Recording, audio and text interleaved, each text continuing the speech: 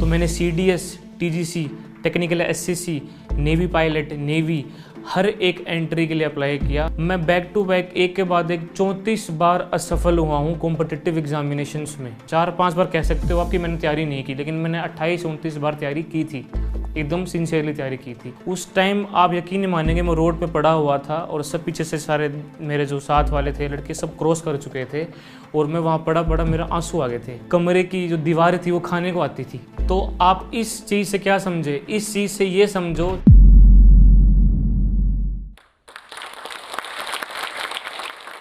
Hello friends, मेरा नाम संदीप बुडानिया है। मैं इनकम टैक्स इंस्पेक्टर हूँ दिल्ली में 3 साल से। 18 में मेरी ज्वाइनिंग हुई थी यहाँ दिल्ली में। उससे पहले मेरा प्रिपरेशन स्टार्ट 2010 में ही हो गई थी। मैं बताना चाहता हूँ कि मेरा सपना क्या था। मेरा सपना था आर्मी, नेवी, एयरफोर्स में ऑफिसर बनना। मेरे पापा आर्मी में थे, तो मैंने काफ़ी नज़दीक से देखी है वो लाइफ, आर्मी की लाइफ, ऑफिसर्स की लाइफ। तो मैंने उसके लिए NDA का फॉर्म भरा। मेरा एग्ज़ाम पास हो गया। 12th अपीयरिंग में मेरा एग्ज़ाम पास हो गया था, 12th के एग्ज़ाम से पहले ही। और उसके एग्ज़ाम से पहले ही मेरा इंटरव्यू आ गया था SSB का, उसमें लेकिन मैं फ़ेल हो गया। तो उसके बाद मैं एकदम हताश होके रो के घर पे आया और काफ़ी मैं डिस्टर्ब था। और उसके 2 महीने बाद मेरे बोर्ड एग्ज़ाम थे 12th क्लास के, तो उसमें मेरा इम्पैक्ट पड़ा। लेकिन काफ़ी दुखी था मैं, क्योंकि कुछ साथ वाले दोस्त मेरे निकल गए थे NDA में और मैं रह गया था। मैंने NDA के चलते मैंने ना AIEEE का फॉर्म भरा, ना IIT का भरा, ना बिट्स का भरा कि मुझे बस NDA में जाना है, मुझे आर्मी में जाना है, मुझे ऑफिसर बनना है। तो उसके लिए मैंने किसी फॉर्म नहीं भरे, किसी और चीज़ के फॉर्म नहीं भरे। मैंने सिर्फ NDA पे फोकस किया, NDA या TS एंट्री जो भी होती थी। तो फिर मैंने फर्स्ट अटैम्प्ट में क्लियर नहीं हुआ। फिर मैंने बोर्ड एग्ज़ाम्स में बैठा, मैं क्लास 12th में एग्ज़ाम देने के बाद में मैं NDA वापस आया। साल में 2 बार होता है NDA, तो मैंने वापस एग्ज़ाम क्लियर किया। UPSC एग्ज़ाम लेती है NDA का। तो एग्ज़ाम क्लियर करने के बाद वापस इंटरव्यू आया। इंटरव्यू में कॉन्फ्रेंस आउट हो गया। मैं लास्ट डे 5th पे मैं आउट हो गया। तो वापस मेरे पे फ़र्क पड़ा, मैं वापस हताश हो गया। जब ट्रेन में आते हैं ना आउट हो गया SSB से, तो बड़े दुखी मन से आता है, मन करता कि बस कहीं कूद जाएं। लेकिन काफ़ी छोटी उम्र थी उस टाइम पर और समझाने वाले भी घर वाले थे। लेकिन उस जो जर्नी होती है SSB सेंटर से ले घर तक, वो निकालनी बड़ी मुश्किल होती थी हमारे लिए। NDA के बाद पता चला कि एक एंट्री होती है टेक्निकल एंट्री स्कीम, जिसमें 80% चाहिए आपको PCM में। तो उसके थ्रू भी अप्लाई कर सकते हो आप आर्मी जाने के लिए या नेवी जाने के लिए। तो उसके लिए भी एलिजिबल था मैं, तो मैंने उसमें अप्लाई किया। तो सीधा इंटरव्यू होता है इसमें बिना एग्ज़ाम के। तो मैंने उसके लिए अप्लाई किया, मैं उसके लिए इंटरव्यू किया, तो उसमें बैक टू बैक आउट होता रहा मैं। तो 12th बेसिस पे मैं 6 बार SSB से आउट हुआ, 3 बार NDA एंड 3 बार TES। और उस टाइम तक समझ चुका था कि मैं अब 12th बेसिस पे जो इंटरव्यू होते हैं मेरे, उसमें मैं एलिजिबल नहीं हूँ, मेरी एज हो चुकी है। उसके बाद मैंने BTech कंप्लीट करने के बाद मैंने वापस अप्लाई करना शुरू किया कि मुझे आर्मी, नेवी, एयरफोर्स में ऑफिसर ही बनना है।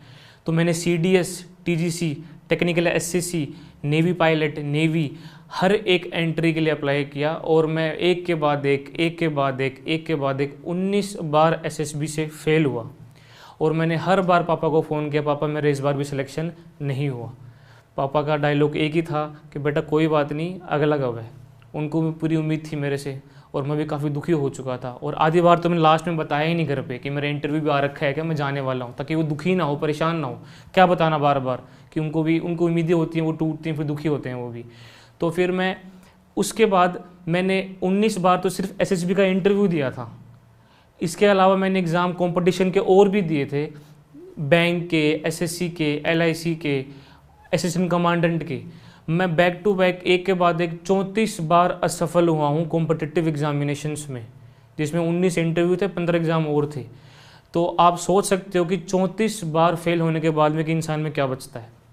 मैं एकदम टूट चुका था। मैं तैयारी जयपुर में कर रहा था और मेरे दोस्त कई साथ वाले जो लग चुके थे। मुझे जयपुर में कमरे की जो दीवारें थी वो खाने को आती थी कि अब मैं क्या कर रहा हूँ यहाँ बैठा यहाँ पे। अब तक घर पे फाइनेंशियल हेल्प की ज़रूरत है, वहाँ से भी हेल्प कम हो रही थी मेरी।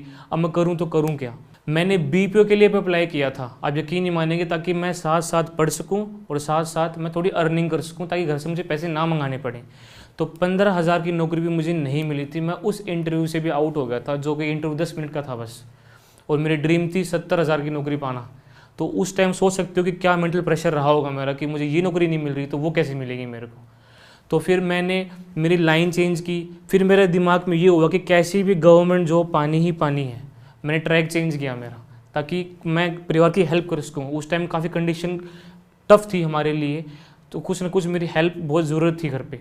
तो मैंने एसएससी, बैंक, इनके करते करते 34 बार मैं असफल हुआ हूँ टोटल एग्जामिनेशंस में। आप यकीन नहीं मानेंगे, 4-5 बार कह सकते हो आपकी मैंने तैयारी नहीं की, लेकिन मैंने 28-29 बार तैयारी की थी, एकदम सिंसियरली तैयारी की थी। और बीच में एक ऐसे भी एग्ज़ाम आए हैं जब मुझे याद है 31 मार्च 2016 को मेरे एक भाई का एक्सीडेंट हो गया था और उसकी डेथ हो गई थी। उसके बाद रिज़ल्ट आया LICAA का, मैं 13 नंबर से उसमें फ़ेल हो गया था। मुझे उस रिज़ल्ट से काफ़ी उम्मीदें थी कि मैं इसमें सिलेक्शन हो सकता है मेरा, लेकिन उसमें सिलेक्शन नहीं हुआ मेरा, और ऊपर से वो भाई का दुख भी था मेरे साथ। 34 बार असफल होने के बाद जब 34वां अटैम्प्ट बताना चाहूँगा आपको मैं, 34वां अटैम्प्ट मेरा SSC CPO का SI का था। मैंने इसमें एग्ज़ाम पास करके मैंने फिजिकल की तैयारी करके अच्छी तरीके से मैं 1600 मीटर की दौड़ में 10 मीटर से रह गया था और मैं गिर गया था। मैं उठा और वापस गिर गया। उस टाइम आप यकीन नहीं मानेंगे, मैं रोड पे पड़ा हुआ था और सब पीछे से सारे मेरे जो साथ वाले थे लड़के सब क्रॉस कर चुके थे, और मैं वहाँ पड़ा मेरा आंसू आ गए थे कि मैं इस दौड़ को क्रैक नहीं कर पाया। मैंने उस दिन रोते हुए फ़ोन किया था उस एज में भी घर पे कि मेरे नसीब में नौकरी लिखी ही नहीं है। लेकिन पापा ने फिर वही कहा, कोई बात नहीं, तेरे बेल्ट की नौकरी नहीं लिखी, तो और चीज़ की अप्लाई कर। फिर मैंने 1 महीने बाद CGL की आंसर की आई, प्री की, और तब मेरा मोटिवेशन और बूस्टअप हुआ। उसके बाद 2 महीने मैंने मेंस के लिए पढ़ाई की। उसके बाद जब जुलाई 17 में जब रिज़ल्ट आया, 35वीं बार को एग्ज़ाम मैंने दिया था, और उस दिन जिस दिन मेरा लिखा है रिज़ल्ट में नाम मेरा Sandeep Kumar, inspector of income tax in CBDT, rank थी 374 मेरे ऑल इंडिया। उस दिन जो आंसू आए थे पापा के और मेरे, वो खुशी के थे। उस दिन के बाद से अब तक मैं मेरी पूरी जर्नी को रिकॉल करता हूँ कि मैंने क्या क्या दिन देखे हैं। मैं ट्रेन में सफ़र कर करके आता था, जब रिजर्वेशन भी नहीं था हमारे पास में, हम ट्रेन के नीचे सीट जो जगह होती है जहाँ बैग रखते हैं वहाँ पे सो के आते थे कि टिकट के पैसे नहीं हैं, आते वक्त कैसे आएँ। तो लोग लात मार के चेक करते थे नीचे की सामान रखा हुआ नहीं रखा, लात लगती थी हमारे। तो ऐसे भी टाइम देखा है हमने। उसके बाद सिलेक्शन होने के बाद में समझ में आ गया कि सफलता तो मिलती है एक ना एक दिन। आप अगर प्रयास करना नहीं छोड़ोगे तो आपको सफलता ज़रूर मिलेगी। ज़िंदगी में सिर्फ 2 चीज़ें होती हैं, या तो आदमी हारता है या सीखता है, और हारता वही है जो प्रयास करना छोड़ देता है। और जीतना है तो प्रयास करते रहो, लगे रहो हमेशा हर तरीके से। और एक चीज़ और थी जो हमेशा मुझे एक इंस्पायर करती थी अंदर से, मेरे गुरुजी थे जिन्होंने एक बार कोचिंग में बताया था कि अगर आपको नींद आती है तैयारी करते वक्त तो आप एक काम करो, और वो चीज़ मैंने अप्लाई की।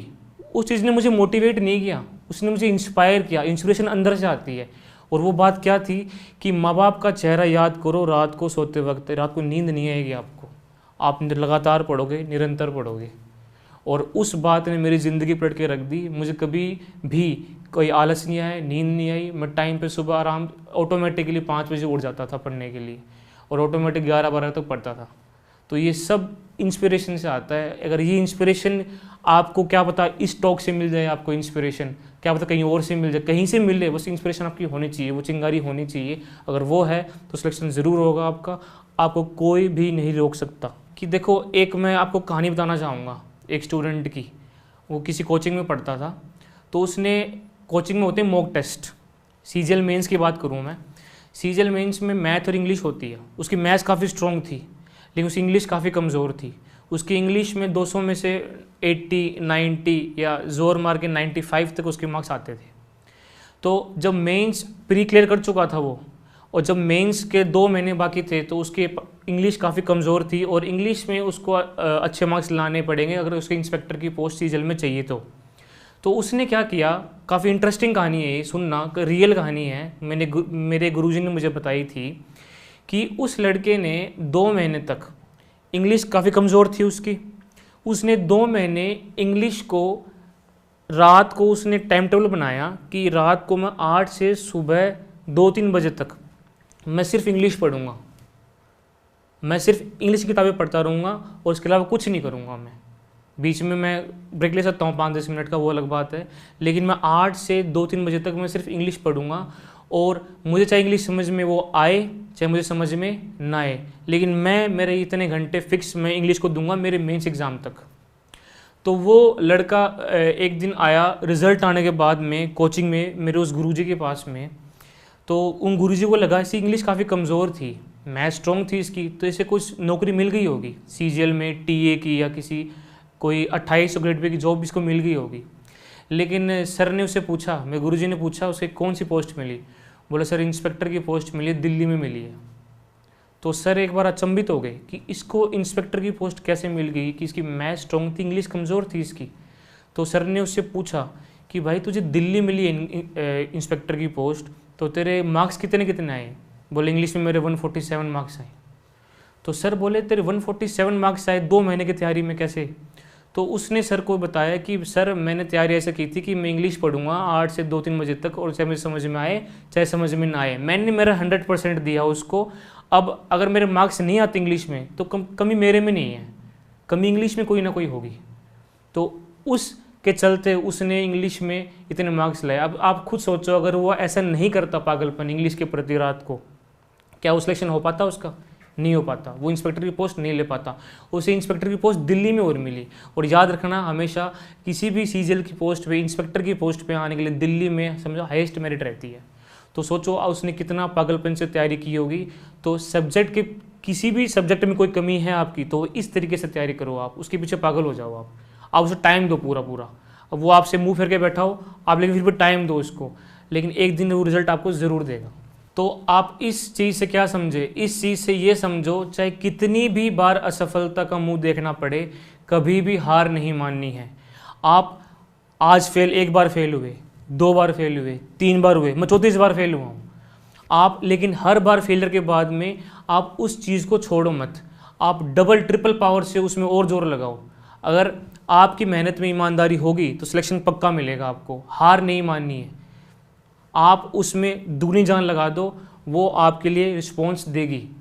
और असफलता, मैं समझता हूँ कि असफल होने के बाद में दिमाग ख़राब हो जाता है कि सोचते हैं यार इतनी पढ़ाई करी हमने और सिलेक्शन नहीं हुआ हमारा, 4-5 दिन दिमाग ख़राब होगा। मैं समझ सकता हूँ कि अपन को दीवारें खाने को आती हैं, खाना अच्छा नहीं लगता अपन को, दोस्त की बात अच्छी नहीं लगती है अपन को, लेकिन वो आपको उससे 4-5 दिन बाद वापस उभरना पड़ेगा। और वो ही जो 4-5 दिन होंगे आपके भविष्य को डिसाइड करेंगे कि आप कहाँ जाने वाले हो, कहाँ नहीं जाने वाले। तो बेस्ट ऑफ लक, लगे रहो, एक दिन सफलता ज़रूर मिलेगी। माहौल नहीं है, शब्द नहीं मिल रहे, कॉन्फिडेंस नहीं आ रहा, इन सभी सवालों का जवाब आपके पास है। और वो कैसे? बस आप डाउनलोड करें इंडिया का best spoken English learning app जिसका नाम है जोश स्किल्स। और वो इसलिए क्योंकि वो एक सफलता की चाबी है, और वो एक ऐसी चाबी है जो आपके कम्युनिकेशन से जुड़े, स्पोकन इंग्लिश से जुड़े हर एक सवालों का जवाब देगा, जिससे आप एक बेहतर स्पीकर और कम्युनिकेटर बन सकते हैं। तो जाइए कमेंट सेक्शन में और पहले कमेंट में दिए हुए लिंक को क्लिक करें और डाउनलोड करें इंडिया का best spoken English learning app जोश स्किल्स ऐप।